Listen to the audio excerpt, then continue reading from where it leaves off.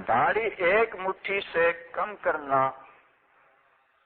حرام ہے، کبیرہ گناہ ہے، پھر بغاوت بھی ہے۔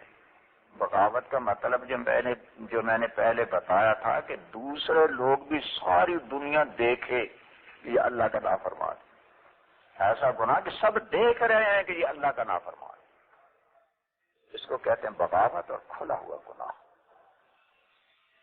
حضور اکرم صلی اللہ علیہ وسلم نے فرمایا اعفوا اللحى، داڑیاں بڑھاؤ۔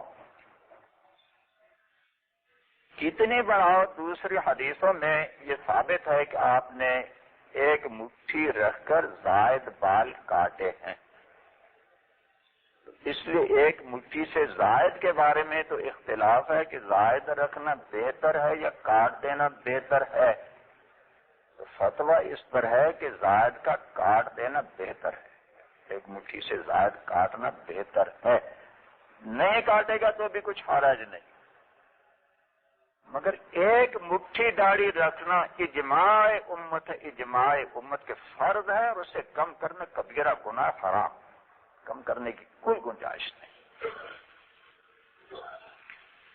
حضور اکرم صلی اللہ علیہ وسلم کی خدمت میں کسرا بادشاہ کے دو قاصد آئے، ان کی داڑیاں منڈی ہوئی تھی۔ حضور اکرم صلی اللہ علیہ وسلم نے ان سے چہرہ مبارک پھیر لیا، ان کی صورتوں کو دیکھنا گوارا نہیں کیا۔ ان سے پوچھا کہ داڑھی منڈانے کا حکم کس نے دیا ہے؟ تو انہوں نے کہا کہ ہمارے رب کسرا نے، وہ اپنے بادشاہ کو رب کہتے تھے، رب تھا ان کا، ہمارے رب کسرا نے حکم دیا۔ حضور اکرم صلی اللہ علیہ وسلم نے فرمایا کہ میرے رب نے تو یہ حکم دیا کہ داڑیاں بڑھاؤ۔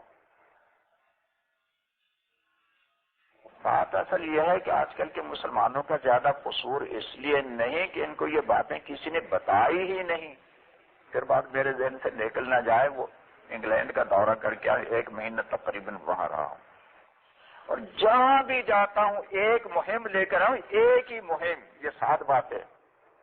اس لیے یہ نہیں ہے کہ جب ایک جگہ یہ بتا دی تو دوسری جگہ دوسری باتیں بتاؤ اور باتیں، وہ تو ساری دنیا میں جہاں گیا اور جہاں جاؤں گا یہی بتاؤں گا، یہی بتاؤں گا، یہی بتاؤں گا۔ اسی درد نے تو مجھے گھر سے نکالا ہے۔ تو انگلینڈ میں جتنے بیان کیے بحمداللہ تعالی بے شمار لوگ آ کر بتاتے رہے، ہم نے داڑھی رکھ لی، ہم نے رکھ لی، ہم نے رکھ لی، ہم نے رکھ لی، بے شمار لوگ آ کر بتاتے رہے۔ تو بات سمجھ میں آئی کہ بیچاروں کے علم ہی نہیں ہے، جب علم ہی نہیں تو کیسے توجہ ہو؟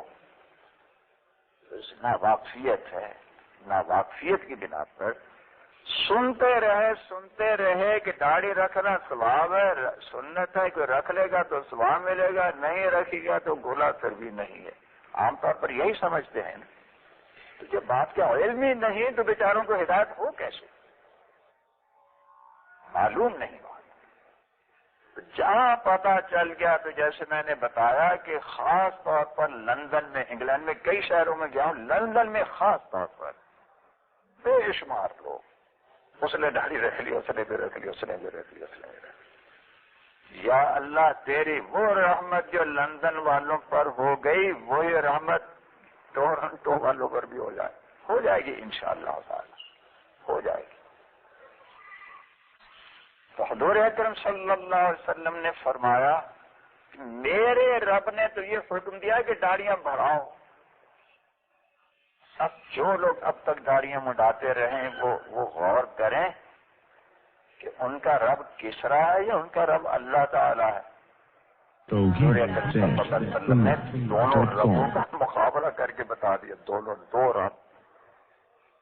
ایک کسرا مردود ملعون کسرا، اللہ کا دشمن، اللہ کے رسول صلی اللہ علیہ وسلم کا دشمن، اور دشمن بھی کیسا کہ حضور اکرم صلی اللہ علیہ وسلم نے جب اس کو اسلام کی دعوت کا خط لکھا تو اس نے پھاڑ کر پھینک دیا، ایسا گستاخ۔ اس پر ایسا عذاب آیا کہ چند سالوں کے اندر سارے تباہ ہو گئے، اور ان کی تباہی کے قصے بڑے عجیب ہیں۔ اللہ نے ایسا عذاب دنیا میں گرفت اللہ کی ایسے. تو سوچئے جو لوگ داڑیاں نہیں بڑھاتے وہ کسرا کو رب مانتے ہیں یا اللہ کو رب مانتے ہیں؟ حضور اکرم صلی اللہ علیہ وسلم نے تو فیصلہ فرما دیا کہ تمہارے رب کسرا نے تمہیں داڑیاں منڈانے کا حکم دیا، میرے رب نے داڑیاں بڑھانے کا حکم دیا. یا اللہ تو ہم سب کو اپنی ربوبیت کا قائل کر لے. تو ہمارا رب ہے، تو رب ہے، تو رب ہے. کسرا ہمارا رب نہیں ہے، وہ تو ملعون خبیث مردود، وہ ہمارا رب نہیں. پھر یہاں دو تین باتیں اور سوچنے کی ہیں. وہ جو دو قاصد تھے وہ تو کافر تھے، مسلمان نہیں تھے. قاعدہ یہ ہے کہ پہلے تو اسلام کی دعوت دی جاتی ہے. کسی کافر کو احکام اسلام کی دعوت نہیں دی جاتی. کافر سے کہا جائے نماز پڑھو، روزے رکھو، ایسے نہیں ہے. کافر کو تو یہ کہا جائے گا کہ اسلام لاؤ. جب وہ مسلمان ہو جائے تو احکام اسلام اس کو پہنچائے جاتے ہیں. تو وہ دونوں تو کافر تھے، انہوں نے اگر داڑھی منڈالی تو کیا ہوا؟ وہ تو مسلمان ہے ہی نہیں. ایک بات تو یہ. دوسری ہے کہ مہمان تھے، مہمانوں کا ذرا احترام کیا جاتا ہے. تیسری بات یہ کہ وہ ایک بہت بڑے بادشاہ کے قاصد تھے، قاصدوں کا احترام کیا جاتا ہے. خاص طور پر اس لیے بھی کہ شاید اللہ تعالیٰ اس بادشاہ کو ایمان کی توفیق عطا فرما دے تو ذرا ان کا لحاظ رکھیں. مسلمان نہیں، مہمان ہیں، بادشاہ کے قاصد ہیں، اس کے باوجود حضور اکرم صلی اللہ علیہ وسلم نے ایک ناظر رحمت ان کے چہروں کی طرف ڈالنا قبول نہیں فرمایا، گوارا نہیں فرمایا، نہیں دیکھا ان کی طرف، رخ پھیر لیا. اس سے اندازہ لگائیں کہ جو مسلمان حضور اکرم صلی اللہ علیہ وسلم کی صورت مبارکہ جیسی صورت بنانے سے ڈرتے ہیں، آپ صلی اللہ علیہ وسلم کی شفاعت کی توقع کیسے رکھتے؟ جن کے چہرے پر نظر ڈالنا گوارا نہیں، چہرے پر نہیں جا سکتے، ان کی شفاعت کریں گے. اور بڑے حوصلے، بڑی توقعات، شفیع المذنبین، شفیع المذنبین، شفیع المذنبین. چہرے پر نظر نہیں ڈالی.